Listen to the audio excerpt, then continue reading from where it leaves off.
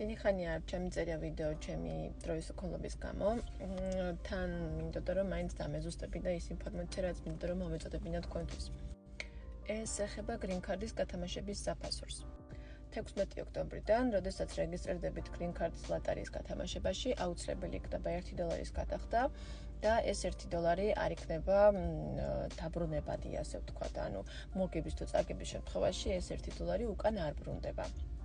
ასევე განიხილება რომ უნდათ რომ შეიტანონ ოფიციალურად რომ რეგისტრაციის დროს თქვენ შეიტანოთ საზღვარგარეთის პასპორტის მონაცემები, თუმცა ამ მომენტში ეს დაზუსტებული და 100%-იანი ინფორმაცია არ არის, ანუ არ არის ჯერ ოფიციალურად შეტანილი, მაგრამ განიხილავენ და უნდათ რომ ესეც შეიტანონ, ასე ვთქვათ, ასე რომ თუ დარეგისტრირდებით ამ წელს, ჯობია რომ შეიტანოთ პასპორტის მონაცემები, რომ დამტკიცების შემთხვევაში არ იყოს მერე რამე პრობლემები.